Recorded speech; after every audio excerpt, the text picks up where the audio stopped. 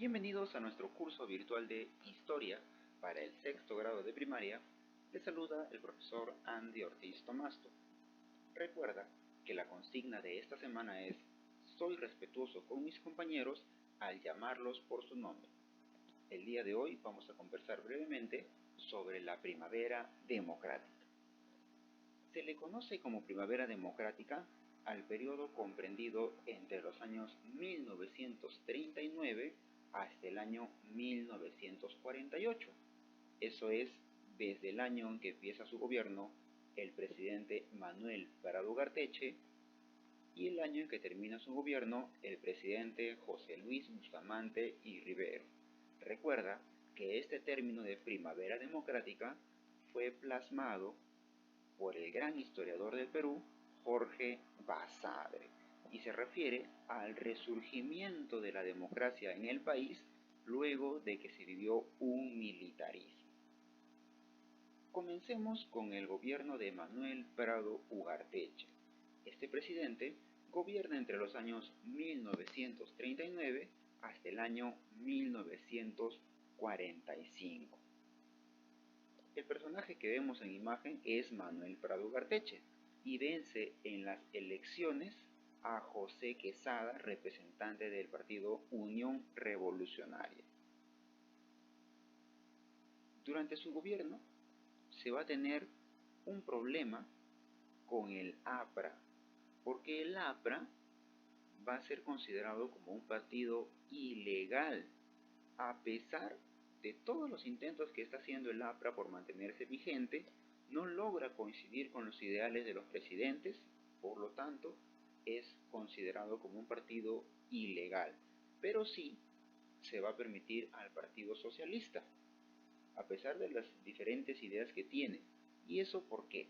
Porque en este contexto, entre estos años, se está desarrollando en Europa la Segunda Guerra Mundial, y el Perú va a intervenir en esta guerra apoyando al bloque de los aliados, que viene a ser Estados Unidos y su aliado la Unión Soviética.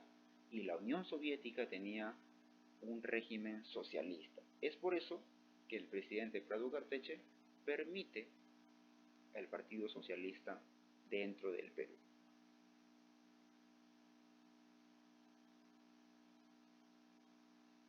Aprovechando este contexto de la Segunda Guerra Mundial, el Perú va a exportar algunos recursos, por lo cual se va a recibir cierta cantidad de dinero. Entonces, el periodo de bonanza económica, de prosperidad económica, va a ser bueno en esta época. Así, por ejemplo, se va a exportar los minerales con los cuales se puede hacer armas de guerra. El Perú va a exportar algodón para la elaboración y confección de uniformes de los soldados. El Perú va a exportar también azúcar, que puede entrar como alimentación, ya sea para los soldados, para los enfermeros, entre otros participantes de la guerra. Y el Perú va a exportar, por ejemplo, caucho, que es muy útil en esta época para construir llantas. Recuerda que los vehículos, ya sean los camiones de guerra, requieren estas llantas, y con el caucho se extrae de la siguiente manera. Este es el árbol llamado xiringa, se le hace un corte, se le saca una pequeña rama y se le extrae hacia abajo, se le jala hacia abajo la rama, de tal manera que todo el líquido que tiene el árbol va desplazándose por este tipo de cañito, por este tipo de tubería, y va cayendo a un balde que es amarrado al árbol. Y con este líquido se elaboran las llantas, algunos materiales de plástico, ¿no? Claro, hoy en día ya no sirve porque hoy en día se usa el caucho sintético. Es durante este gobierno que también se desarrolla la guerra con Ecuador, donde el Perú sí participa de manera directa, no como en la Segunda Guerra Mundial, en la cual el Perú es aliado de Estados Unidos, y claro que va a tener ciertas represalias contra los japoneses y los alemanes que se encuentran en el país, como por ejemplo la deportación. Pero en esta guerra con Ecuador el Perú sí participa de manera directa. ¿Por qué? Porque Ecuador se está queriendo apoderar de los territorios de Tumbes, acá, decía que le pertenecía, Jaén, también Ecuador lo estaba reclamando como suyo, y Maynas, Ecuador decía que le pertenecía. Según el tratado Larrea-Wall, que se firmó hace muchos años atrás, Ecuador reclamaba estos territorios, pero el presidente va a hacer prevalecer la soberanía del Perú y va a enviar un ejército para frenar el avance de los ecuatorianos. Ese ejército va a estar liderado por este señor que nosotros vemos acá, que es el general Eloy Ureta. El general Eloy Ureta va a dirigir a todas esas tropas militares para defender la soberanía nacional y expulsar a los ecuatorianos. Dentro de esas tropas vamos a encontrar a un personaje que nadie pensó que iba a ser tan importante. Es un aviador llamado José Abelardo Quiñones, y la acción más heroica se va a desarrollar en la batalla de Zarumilla, porque José Abelardo Quiñones, que es un aviador, es piloto, va a ser una de sus más grandes hazañas. Lo que vemos en imagen es un antecedente de José Abelardo Quiñones, porque para su graduación como piloto hizo este vuelo invertido, ¿no? Esta maniobra de vuelo invertido, con lo cual obtiene la licencia de piloto y va a la guerra a participar. Y lo heroico que hace José Abelardo Quiñones es inmolarse.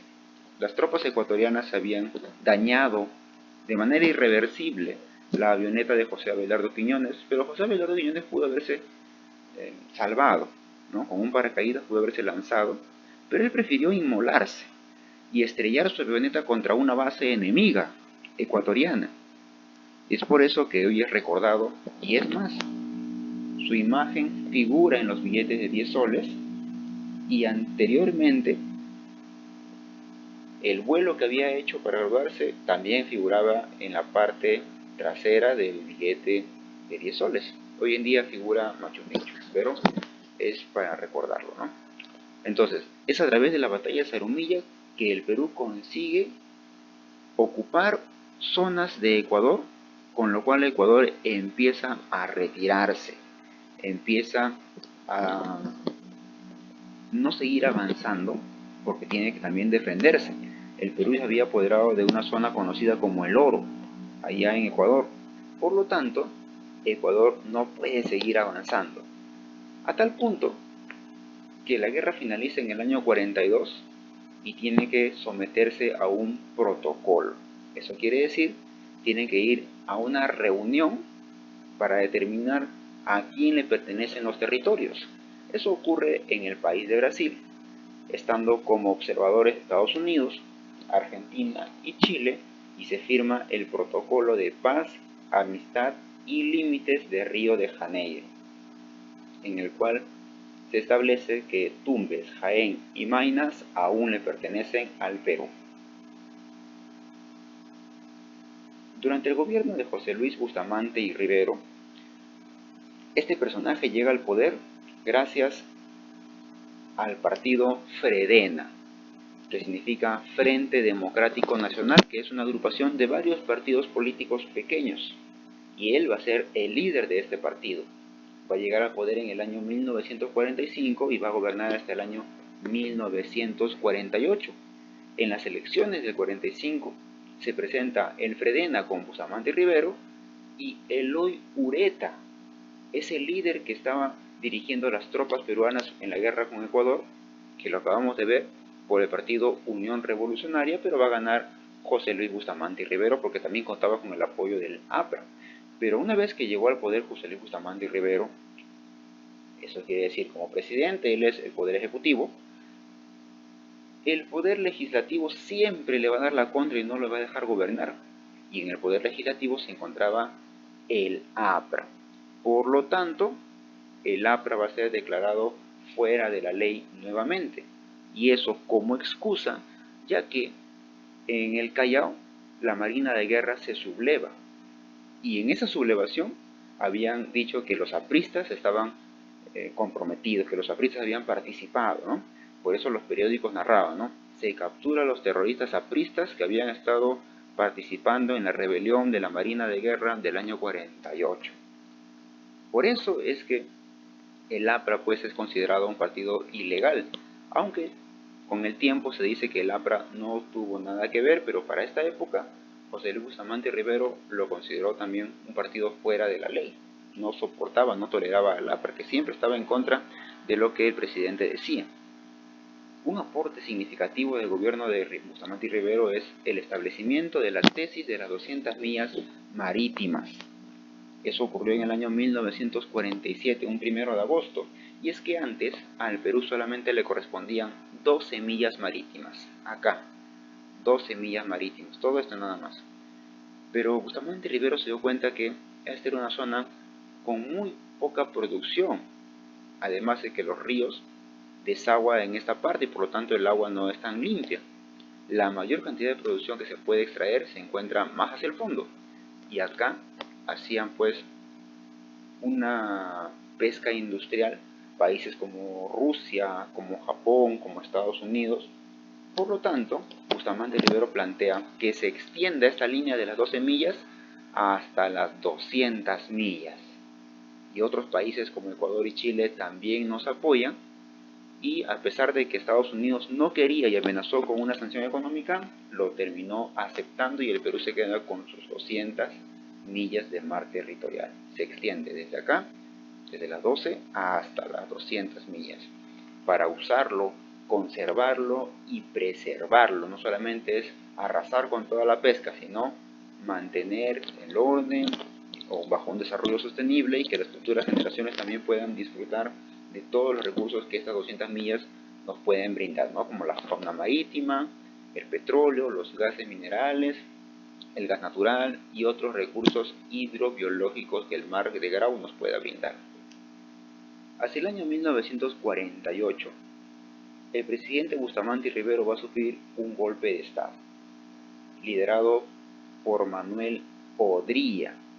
Eso ocurre el 27 de octubre de 1948 y es llamado como la Revolución Restauradora de Arequipa, porque ahí se inicia este movimiento y el general Manuel Odría expulsa del poder a Bustamante y Rivero, y él ahora va a ser el nuevo presidente del país, y así lo publicaba los diarios de la época, ¿no? Ha triunfado el movimiento patriótico del ejército con el general Odría, con lo cual empieza una nueva época para el país. Bien, veamos qué dice nuestra autoevaluación. La primera pregunta es: ¿con qué país se firma el protocolo de paz, amistad y límites de Río de Janeiro? ¿Con Ecuador, con Brasil o con Colombia?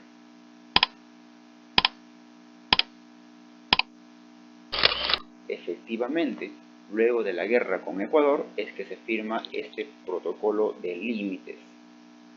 Se llama de Río de Janeiro porque se desarrolló en Brasil, pero recuerda que con Brasil se firma el Tratado Velar de Río Branco y con Colombia se firma el Tratado Salomón Lozano. Y la siguiente pregunta nos dice: ¿cuántas millas marítimas le pertenecen al Perú? ¿12 millas, 100 millas o 200 millas?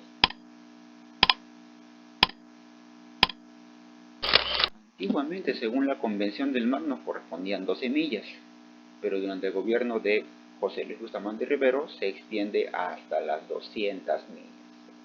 Bien, no te olvides que tienes una tarea pendiente. Con ayuda de tus papás, de tus hermanos, en familia, resuelve las siguientes preguntas. Desarróllalo, practica y estudia mucho, y nos encontramos la próxima clase. Hasta luego.